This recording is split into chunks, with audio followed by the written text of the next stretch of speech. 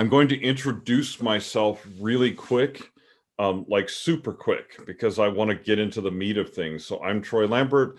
I'm a freelance writer, author, and editor, and I've been in the SEO game since about 2009. And I find that there are a lot of authors who completely don't understand SEO and keywords at all.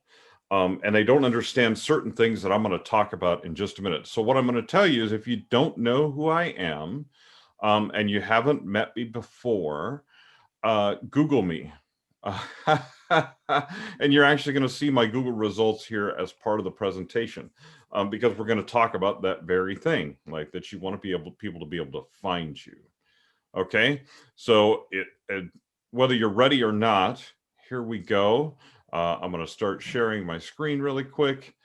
Let me find the screen that I want to share. And then I'm going to start a PowerPoint presentation. I'm going to move through some stuff really fast. So we're going to talk about SEO and keywords for authors. SEO, for those of you who don't know, stands for search engine optimization. What that basically means is you're helping Google and other search engines, primarily the second search engine we're going to talk about, you're going to help them find you. Because here is my first huge, big announcement of the day that some of you may not realize, but here we go. Amazon is not a bookstore. Okay? Amazon is not a bookstore. Amazon is a search engine. And there is a big difference between those things. Authors often like to think of Amazon as this big bookstore with all kinds of shelves, and the shelves are labeled classics and philosophy, and they go by these different categories, and things are in alphabetical order, like a library or something like that. And hey, guess what? It's simply not true. Amazon is a search engine, the same as Google is a search engine. So you have to use it like a search engine. So we're going to talk about keywords, metadata, links, all kinds of things like that, ranking and authority even, although we'll talk about that more in relation to Google, because these are the important things that get you noticed on Amazon. If you want to get noticed, you know, it's just like Google, it's a search engine. You want readers to find you in your books, right? And if you want to get noticed on Amazon, you want readers to find you in your books.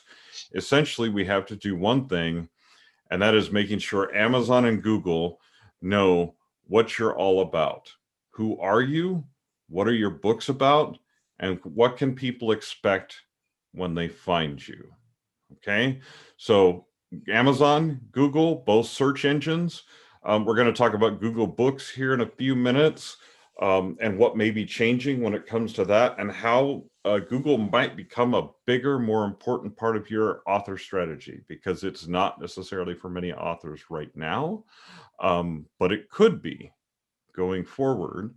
And it still is important that you have a presence on Google. So to do that, we're going to talk about keywords. Keywords essentially are the things that help Google and Amazon determine who you are and what you are about and what your books are about. Okay, this is the only way you have to communicate with them, really, is where you put those keywords. Okay, the first thing is, it's going to be all about you. Words describe you, your book, your genre, and what it's about. As you can see, this you is probably geared more towards me than some of you, because I like to write about mysteries and serial killers and death and murder and generally lighthearted and fun topics. But you want to use words, the keywords that you're going to use, and we're going to talk about how to find those in a few minutes, is words that describe you, your book, your genre, and what it's about. However, you do have to be careful about what keywords you choose, because some of them are going to be much harder to rank for and to be the top dog in those keyword areas than others. Okay. And we're going to talk about your website for just a minute if you have a website. Now, my website right now, I'm not exceptionally happy with it. It's in the background. There's a staging site and it's going through some major changes. But what I am happy about is my website ranks well because I have done some things in the background. My metadata, my web copy, my page title and page descriptions, my sitemap, which is another thing that's in the background, and the excerpts that appear on Google for my pages all have very good keywords in them, which means that my website ranks well for some things. Now, there are some other things I would like it to rank better for, and I would like the look of my website to be different. So I'm working on some things like that, but in the meantime, it's still okay. And I actually get a lot of traffic to my website that comes from Google. And you can actually analyze where all your traffic comes from. And that's an entirely different discussion. Right now, we're just going to talk about keywords. So this is where all the different places that you put keywords on your website. Now, metadata is something in the background. If you're not familiar with that, that includes like your page titles that people don't necessarily see, but that Google sees, and little tags and keywords that you put inside the backside of your website. Your web copy is what people see that's on your actual web pages. You need to have the keywords, especially that you want that particular page to rank for in those things. So you may have different books about different things. For instance, I have fiction and nonfiction books, and I actually separate those things out, and they rank differently in Google because of using different keywords, right? Because there's different keywords in the web copy and the metadata, and even in the page titles and page descriptions. And page descriptions is another thing that you can set up. You can edit that yourself and set it up so that Google shows what you want it to show. Now, if you don't do that, Google will pick what it thinks is a relevant group of text off of your page and display that, but that might not be the best thing. A sitemap is what tells Google how you want Google and also people that come to your website to navigate your website. Where do you want them to start and where do you want them to go from there? This is a really complicated type thing. If you have a web designer, you probably have someone that can develop a sitemap for you. You have a sitemap, whether you think you do or not. Many of them are automatically created by wherever you host your website, but you can change it, just like you can change the excerpts that Google shows from your different pages. Keywords belong in all of these different places, okay? So if you want to find out where you rank for things, you need to, first of all, you need to go incognito in Google. If you're not familiar how to open an incognito window in Google Chrome or something like that, well, Google it, because you will find out exactly how that works.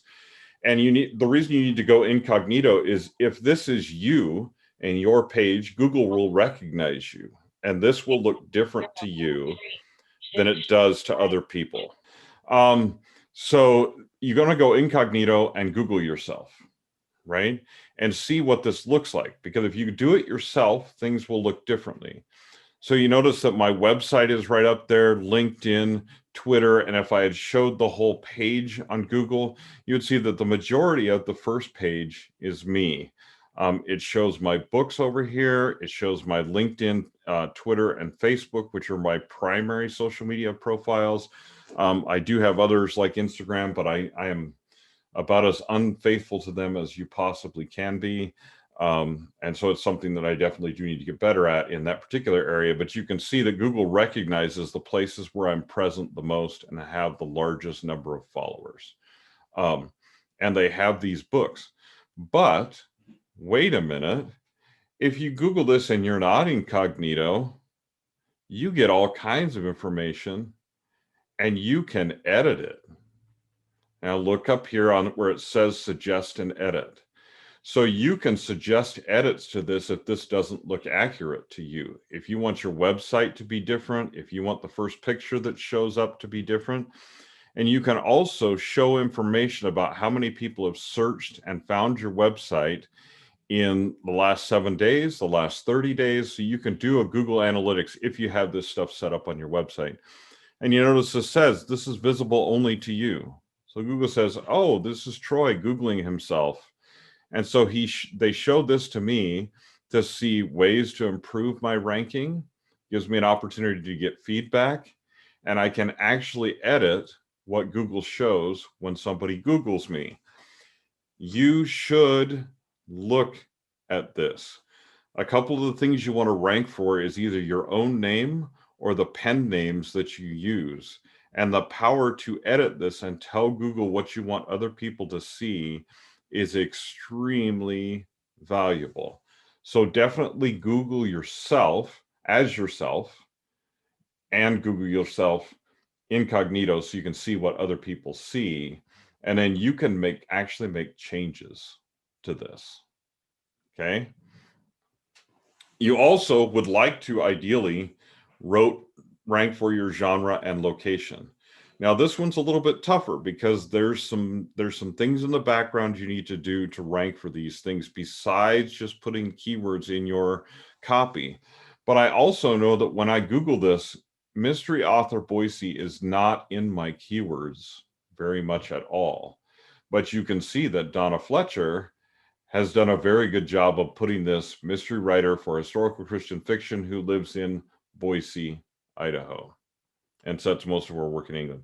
And you see that she has a Wikipedia page, that type of thing, and that's where it shows up. You also see Idaho Writers Guild ranks right up here. And then mystery books that take place in Idaho, and these cozy mystery books. Oops. Sorry about that. And then you see actually the Capital City Murders Buried in Boise book, which I co-wrote with Stuart Gustafson, shows up here, right? It shows up in this ranking right here in really the number 3 position after what we call the featured snippet. And these are great. If you can get the featured snippet, you get a lot of traffic from those different things. But this is what I look up and I go, oh, okay, well, I could do much better if I put the words mystery author and Boise, Idaho, more places on my own website and in my own bio, then I could have a lot higher ranking in this area because this is not super competitive. And we're going to look at that in just a minute as how you tell how things are competitive. Now, before we go forward to talk about that, though, we'll talk about the future of Google Books. Google has promised us that they are going to revamp Google Books, and Google Books is going to become more relevant. They're really trying to compete with Amazon in that particular space, or they would like to. We will see if that actually happens. We have heard the same thing from Apple and other places before. But if you are already in a good position with Google and the keywords on your website and some other important things from a technical standpoint from your website, then in Google Books, you could have a leg up on other authors because Google is already familiar with who you are and what you're doing. So that's just a heads up for you that is happening. Again, that's a whole other discussion and one that really right now we don't have a lot of information about. So it'd be kind of a discussion with a lot of guesses in it. But this is why Google is important. So how do you figure out keywords for Google?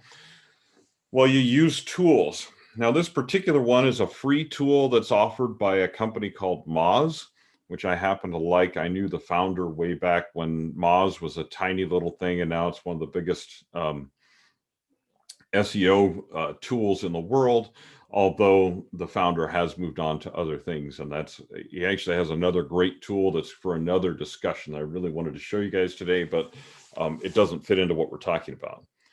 Now, look, this is what I would consider a good keyword as far as authors are concerned, because we see mystery novel. Now, not a lot of people are searching Google for mystery novels, but you get 200 to 500 searches a month is what this means. Okay, and these are the specific keywords down here that people search for. And this is a very estimated monthly volume. Okay, this difficulty, what this means is this isn't too difficult. It isn't super easy to rank for, but it's not super difficult either. So this is something that with the right keywords and the right work on my website, I could rank for fairly easily. Now, what an organic click-through rate, the next thing, what this means is since 97% of the traffic that goes to these keywords is organic, it means hardly anybody is running Google ads to that keyword. Now, there's a reason for that. Google ads are a horrible tool for selling books. So, at least at the moment. So, most authors and most publishers do not use them.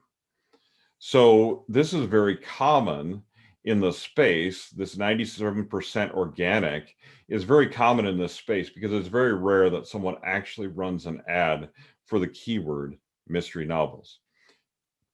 And then you can see over here, we have an analysis of what's called the SERP. All a SERP is a search engine results page. That's all that is. And so basically the top rank is the 30 best mystery books of all time, which is on Readsy. Readsy ranks for a lot of things related to writing, way up at the top. One of the reasons is they have a pretty high domain authority, the DA number that's right over here. 100 is the best, 0 is the worst. Most author websites are in the 12 range, about the 12 range. My site, which has been around for about 10 years, is about the 40 something range.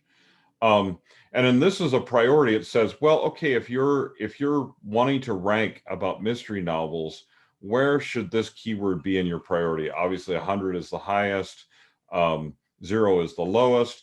A 58 priority means that it's a good idea for you, but it's not something that's getting a whole lot of traffic right here. So it's not something that's going to be primary. For the most part, you're not going to want to rank for something like that. You're not going to work too hard to rank for something like this in Google, but it's something you can see that actually can be accomplished. But even if you got all of this monthly volume for mystery novel series, that means you're going to get 73 clicks a month.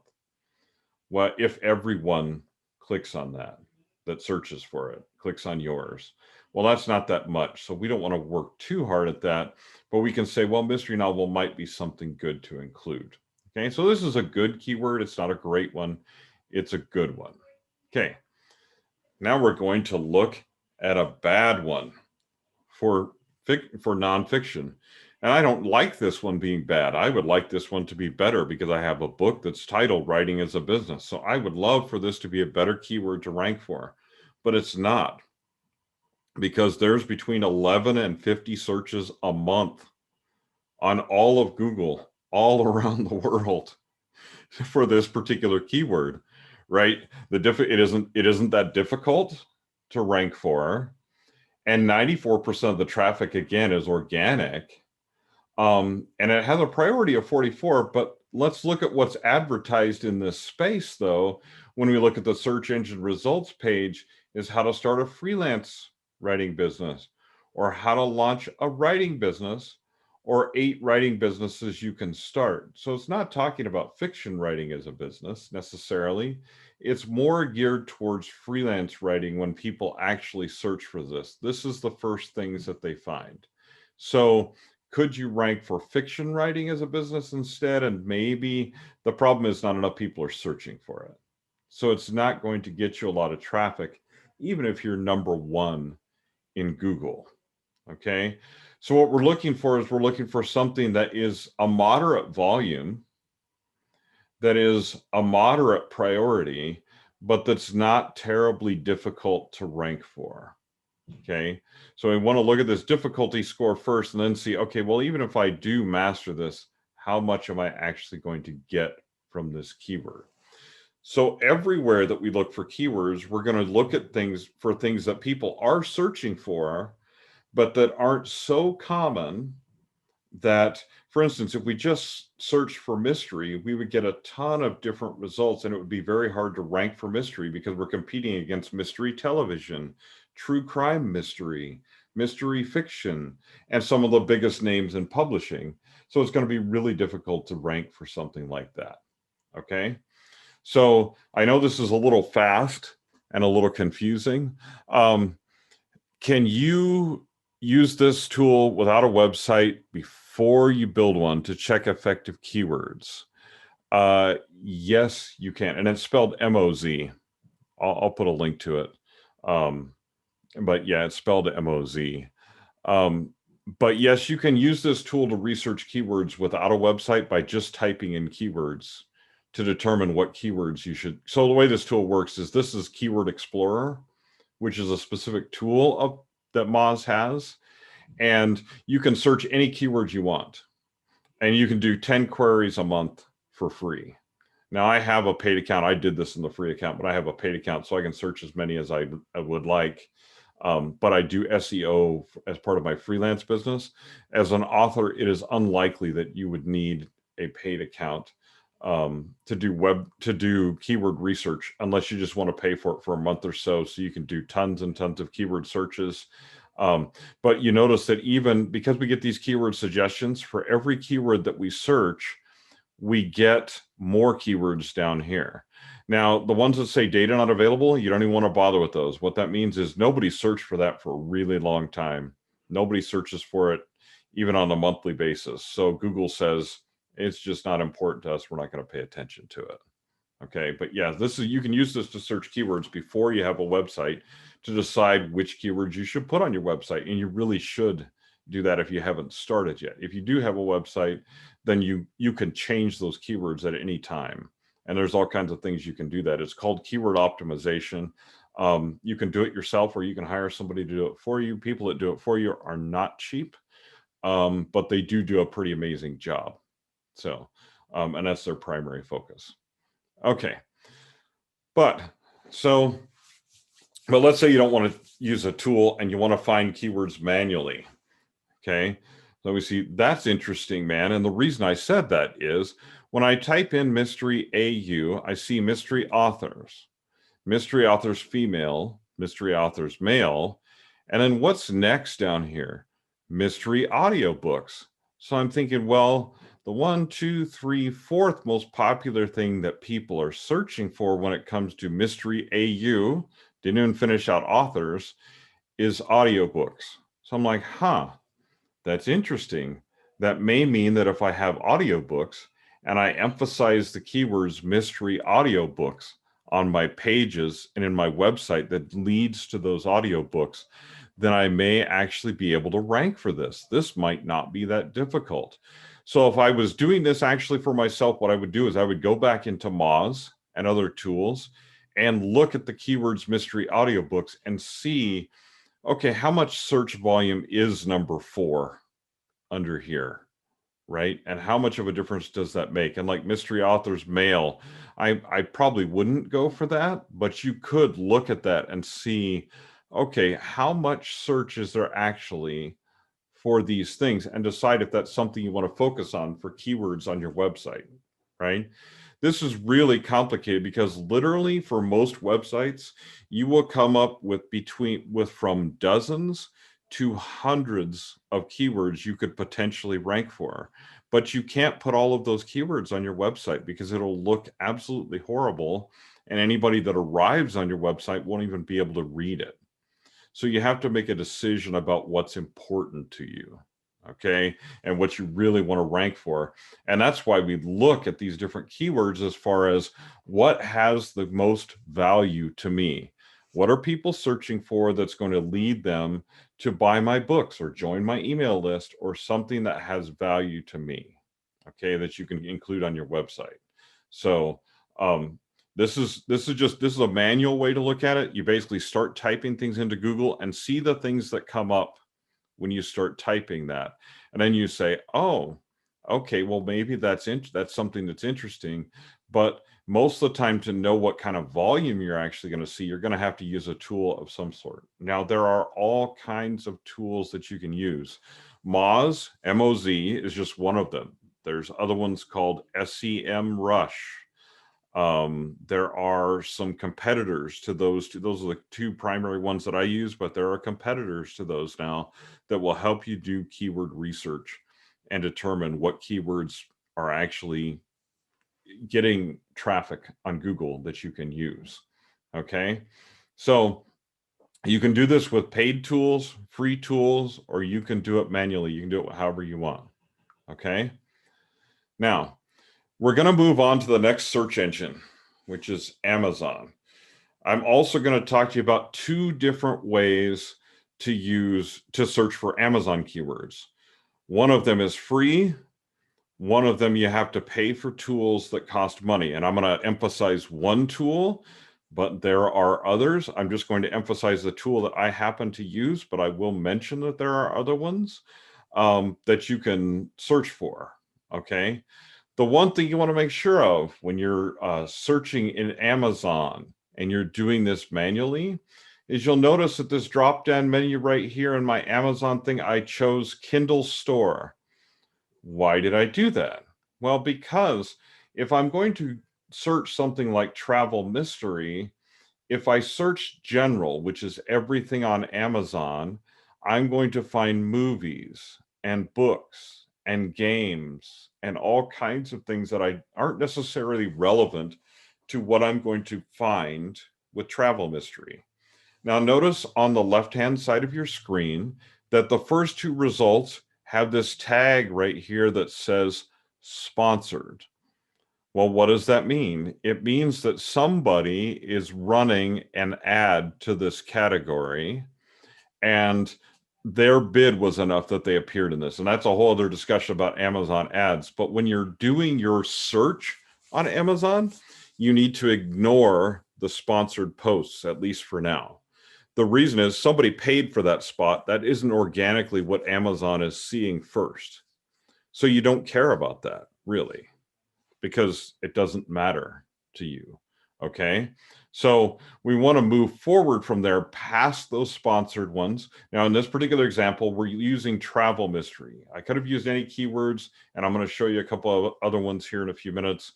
But I started with travel mystery. You know, the first couple things that come up is travel mystery books, and then just travel mystery, plain old travel mystery, right?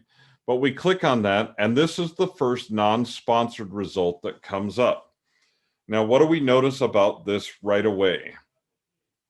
First of all, it's in a category of international mystery and crime. Okay. So international kind of implies travel, doesn't necessarily mean travel, but it implies travel. And World Traveler Cozy Mystery is right here in the subtitle. Okay. And which is basically also the name of the series. So we've got keywords here right away that tell us this is a travel mystery.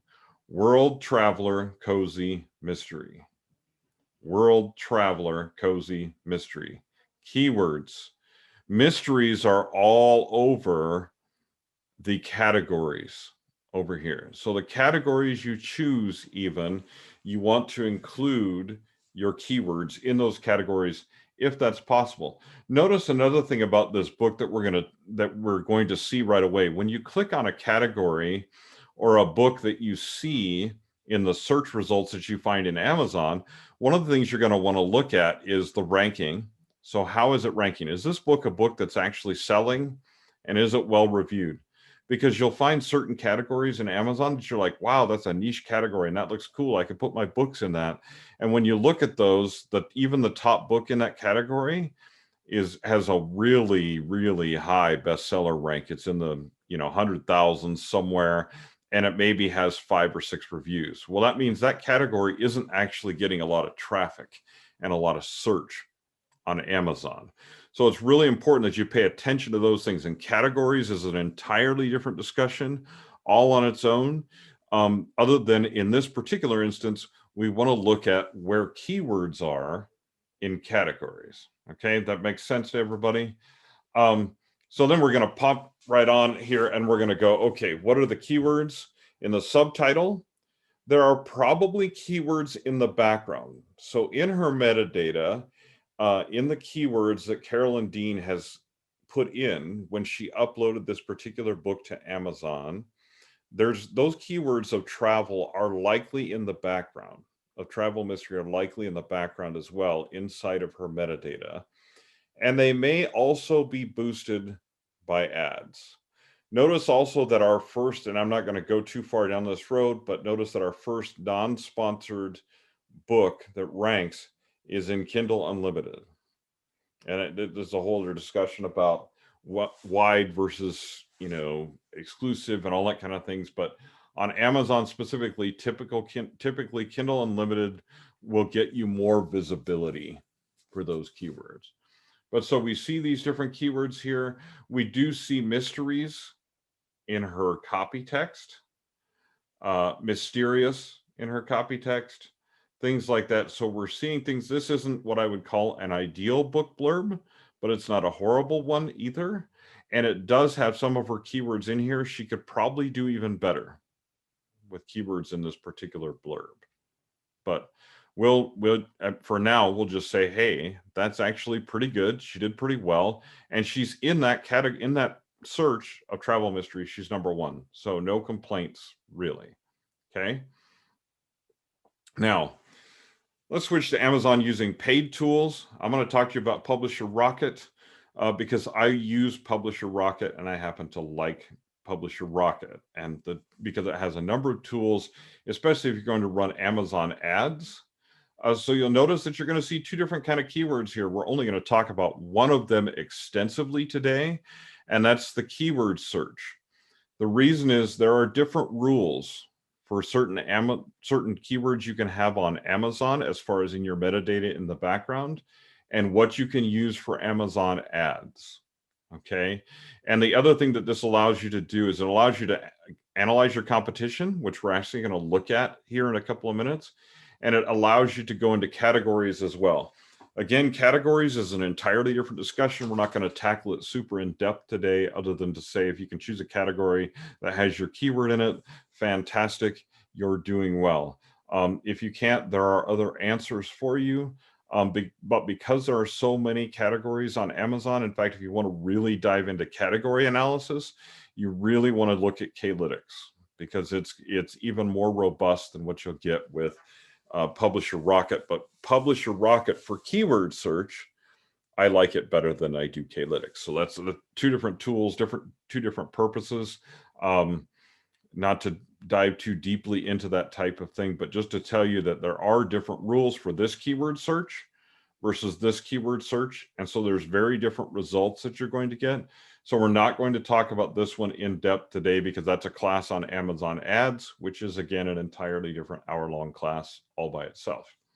But we will mention it. So like when I mentioned that her ranking may be ad supported, she may be running Amazon ads to travel mysteries, which would actually make a lot of sense. But obviously those first 2 people are, because they're ranking sponsored, not organically. Okay.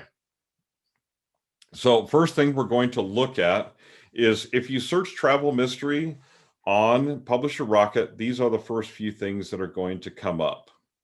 Okay. So you're going to see a number of things that are kind of interesting here. You're going to see the number of competitors that you have for this keyword on Amazon. You're going to see an estimated average monthly earnings. You're also going to see Google searches a month, which this is a fairly new feature that they put in Publisher Rocket. So you can see that many of these things, travel mystery books, is not searched on Google at all at the moment. It's searched 466 times on Amazon, right? And so what this competitive score tells you is it tells you how hard, from a scale of 0 to 100, is this to rank for. If I have this many competitors, this many searches a month, but how many people are really trying, of these competitors are really trying to rank for that? And the answer is not very many, because a lot of authors aren't paying attention to this. So some of these competitors are what I call accidental competitors. So they're not actively trying to rank super high for this. They just happen to have put this in their keywords or whatever, and they're just allowing it to sit there. So that's another a whole other discussion. But you basically just want to look at this, the number of competitors, because you'll notice in world travel, you have 53,000 competitors. Average monthly earnings, $3,000. Now, this is likely nonfiction. Only 217 searches a month, but those searchers are obviously highly motivated to buy, right? And your competitive score is only 38, which means not a lot of people are running ads to this. Not a lot of people are really going for this. Now, don't put your mystery in the world travel category unless it makes sense there. Because if this is a nonfiction category where there's a whole bunch of travel books, your mysteries are not going to sell here. You can think, oh, well, it's low competitive and high earning. No, no, no, no, because it has to be relevant. Relevant is the number one. But there are some interesting things here. You look at travel mystery games, there's only 910 competitors. Look at that, 8,000, and your competitive score is 33. Now, so if you made a game out of your travel mystery series, that might work out for you. Top 10 mysteries of the world, very specific, right? So there's not very many competitors, but competitive score is actually pretty high because there's not that many competitors and they're all competing for this piece of the pie and these searches. So there's lots and lots of searches, but you're going to have to write very specifically for that to work for you. So these are the things that I'm looking at when I look at keywords is I'm like, okay, does this even make sense for me to target? Now, travel mystery, I can say, okay, I've got 21,000 competitors, average earnings of $244 a month. If that's per book and I have a large series of travel mystery books, that might be a great thing. There's 312 searches a month. That's pretty good. That's not bad. It's not great. I would love for that number to be higher, but it's not bad. And the competitive score is only 45. So I think, well, maybe I do want to target this as like those two people did with their sponsored ads, because when I look at their book covers and the two that showed up there, I'm like, those aren't that great. So I think I can do better. And I look at their blurbs and I think I can do better, right? And so if you think you can beat that person out, and then just by outbidding them, and especially if you have a series that all leads to, then that is fantastic. And that's another key is obviously you need something for it to lead people to before you run ads, and that's a whole other discussion about ads. But this is as when we're just looking at keywords, I think this might be a good keyword. This might not be a bad one. There's a number of competitors, but there's a few more searches a month, and it's not that much more higher of a competitive score. So I might look into that, but I would do some additional research beyond this. But this is the initial thing that I would do is look at the keywords. Okay. Now, here's another example. Romantic comedy. Now, you might think romantic comedies are really popular. And you notice I'm going to show you, just point out something really quick. You'll notice that the travel mystery search is still up here. You can enter a whole bunch of different searches here if you want, and you'll get all these different tabs. You can go back and forth. Oh, and what does average monthly earnings mean? Well, oh man. Let me answer that at the end. I'll answer that at the end. What is basically talking about is this is what your average going to earn off of a book. The thing you have to discount with these average monthly earnings, it includes all ebooks, right? So you may have a romantic comedy mystery. You think, oh man, there's only less than 1,200 competitors and a bunch of this here, a bunch of money here, right? But there's only 102 searches a month, and more than likely there's one or two books that are getting most of the income, and so most of the income is probably lower than that in that particular category. But I'll talk about that a little bit more at the end. So save that question, Pam. But anyway, okay. So in romantic comedy, we'd look at, there's some interesting categories here. If I classify just as regular romantic comedy, my competitive score is very high, and my return for that seems pretty kind of iffy. I only get 342 searches a month, 114 a month in income. Even though I have less than 1,200 competitors, this seems like it's like that's a really tough one.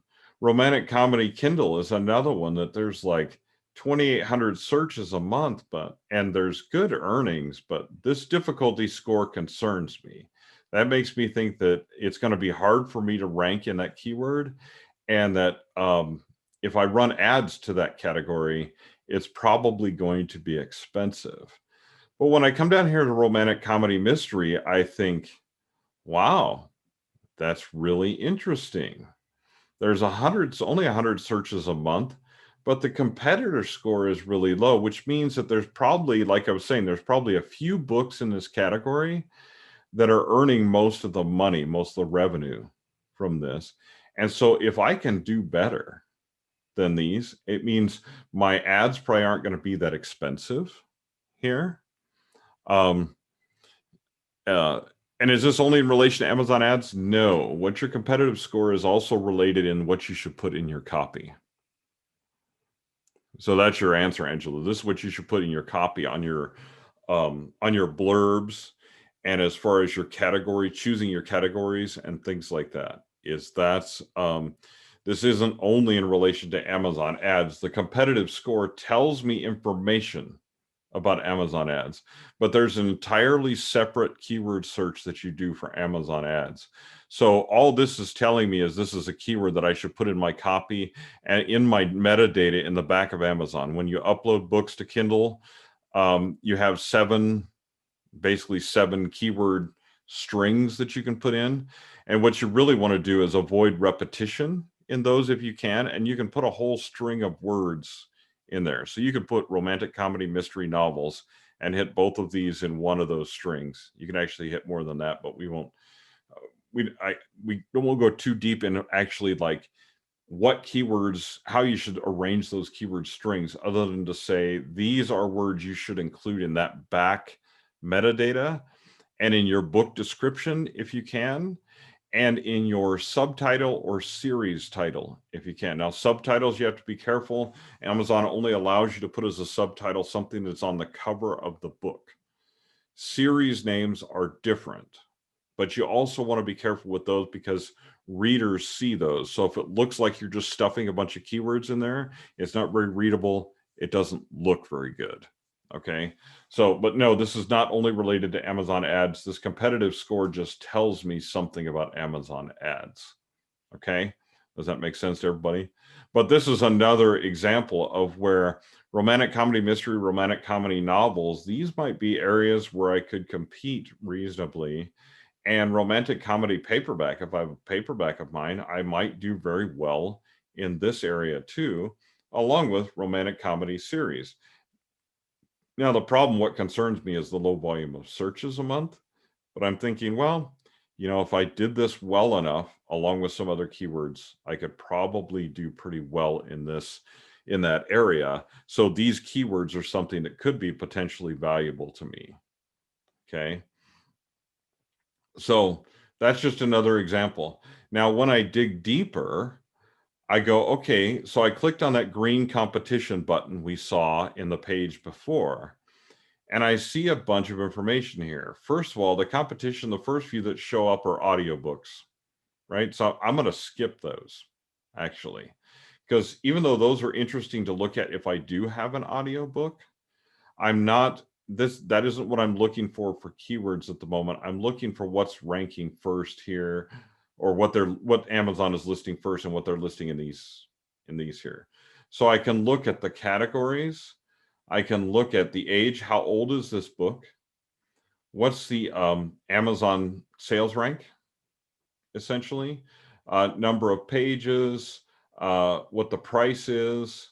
Now, it has daily and monthly sales. So like, well, 0 in the daily category, but $60 a month for this particular title, or 60 a month for this particular title as far as monthly sales. So I'm like, okay, that's kind of interesting. But I would scroll down again. And when I look down here, I see this perilous proposal. And this might be kind of small on your screen, but I see, man, that's ranking at 61. It's got decent sales. I'm like, this is really interesting. So I might want to dig deeper. So I look at the categories to see what categories it is in. Okay. So it has a decent sales rank. It's got some interesting categories here because it's crossing romance and mystery and cozy mystery, which are both decent categories to be in that both sell a lot. So it's cross genre.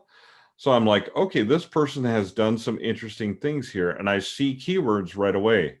Mysteries in the series title, mystery in the subtitle.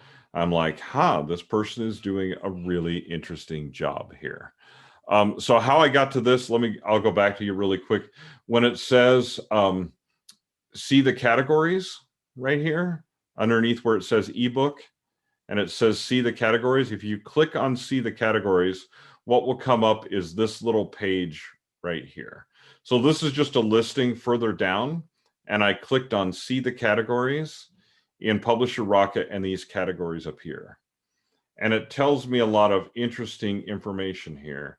So books, romance, contemporary, the sales rank, the Amazon sales rank, average Amazon sales rank is number 2 for the number 1 thing in that genre. So that one's going to be really difficult for this contemporary romance and romantic comedy.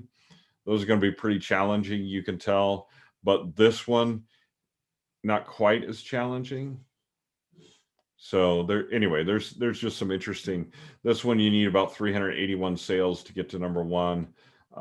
This one, these ones, you need quite a bit more to get to number 1. So there's all kind of, we could dive into this even deeper, but as far as keywords, what I'm looking at is going, okay, what categories did you put it in, or what keywords are in those categories?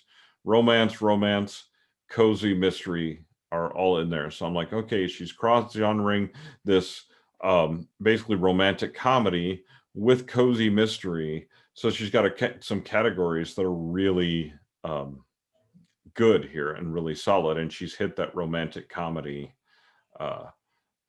genre that she ranks for. Okay, so now I'm going to look, where are the keywords? Because we're talking about keywords, I'm really going back to look at where did she put her keywords. Well, she put it in her category. We saw that already.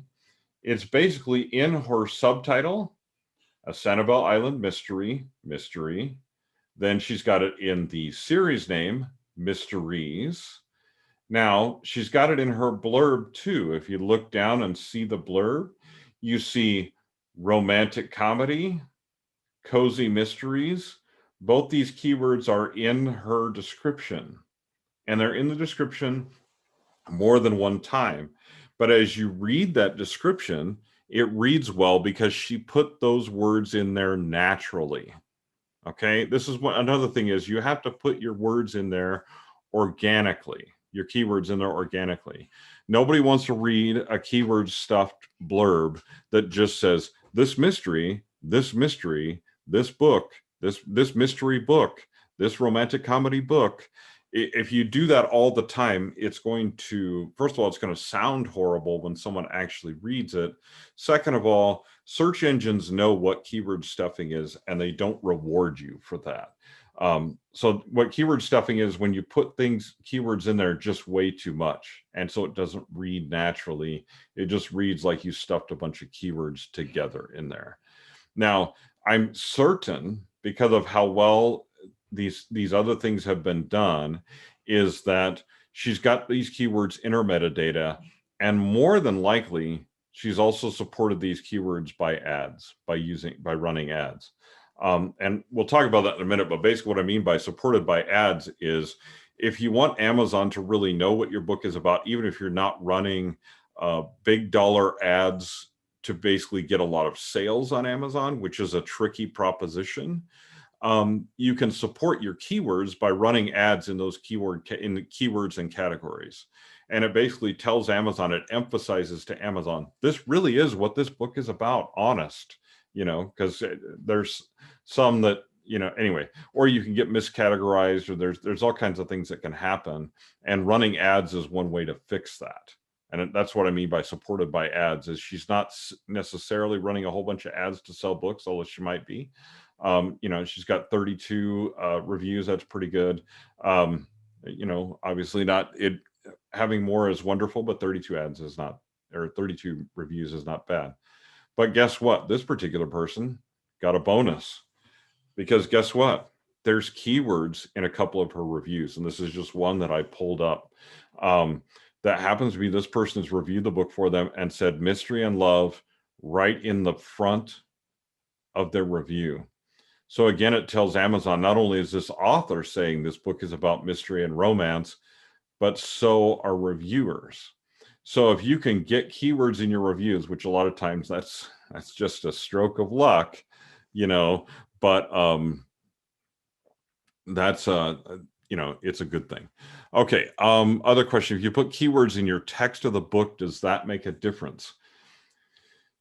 That depends on who you ask. The quick answer is yes, we think so. The long answer is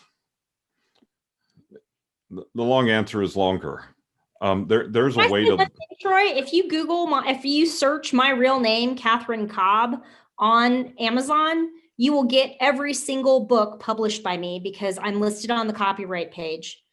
So, and that is the only place that my name is listed, is on the copyright page on the interior file of each book. So you Google me sometime and you will see every single book I have ever published under all three of my pen names. Oh, wow. Okay. That's actually interesting to know. That's interesting to know for a number of reasons, actually. But so there's a site. I'll have to dig it up, and I'll actually put it in the discussion in the Facebook group for this. But basically, there's a site you can go out and look at the research that Amazon's actually doing, as far as books and pretty much about all products. But obviously, you focus on the books, and it releases all their different studies, and they have released studies that. Those people that have looked at them suggest that yes, they do look at the interior of the book, and they're starting to look at it more.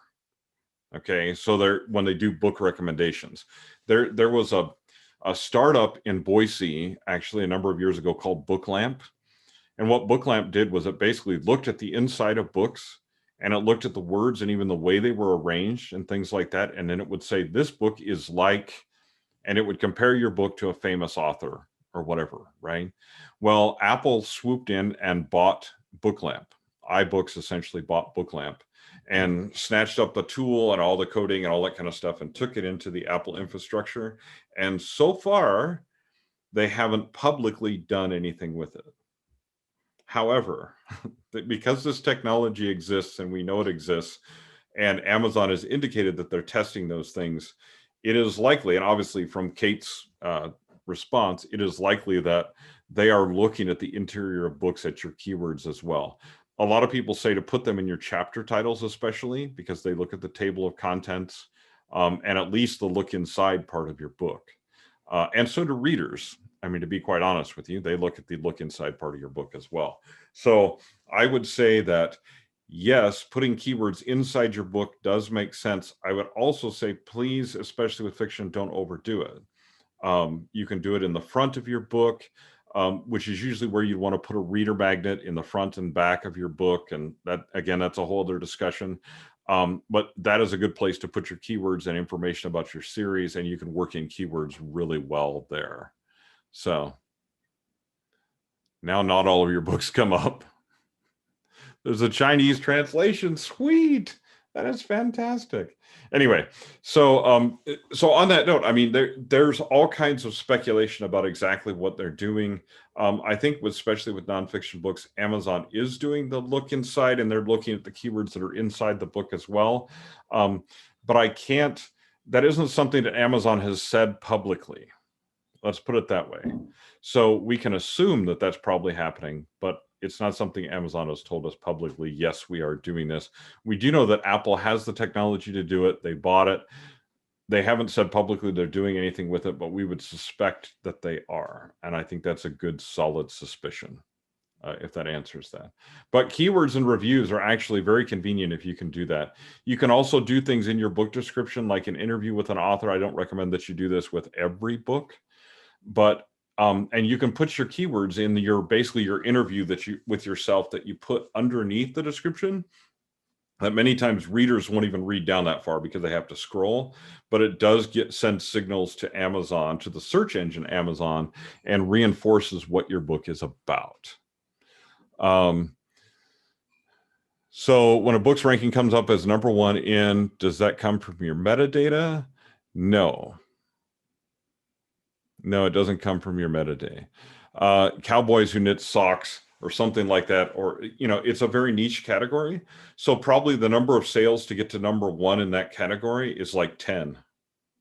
So if you sold 10 books in a day because you ran Kindle Nation Daily promo, you're number one in that category for that time. And you can usually stay number one in that category for a while by selling, a few books a day. And that's why when you look at categories, another time we'll do a discussion on categories, okay? Because when you look at categories, you want to see how much of the books that are actually ranking number one in that category, or even when you're looking at keywords, ranking under that keyword, how much are they actually selling? Is this a keyword that you want to rank for? I mean, if it's not a keyword or a category you want to rank in, or if you just want to have that little badge that says number one in such and such category on Amazon, I guess you can get it that way. But for me, what I look at, what does that actually mean to sales? Like, what does that mean to money? What does that mean I'm going to sell? Right? So I don't want to rank in categories and keywords that are like crappy when I don't want to spend a lot of time doing it anyway. If I accidentally do, that's fine. Or if I can do it fairly easily because there's little competition, that's fine. But I'm not going to work really hard at it in that particular case if there's not a lot of sales in that category, because that means there's not a lot of people searching for it and not a lot of people are buying that type of books. So is there a list where you can see all the categories on Amazon? Yep, there is. And I'll just leave that at that. There is. And there are ways to access those various different lists, and you can actually see them on Amazon if you really want to. You just have to dig a little bit. They don't make it real obvious. But okay, so what have we learned? Basically, we're going to put keywords where?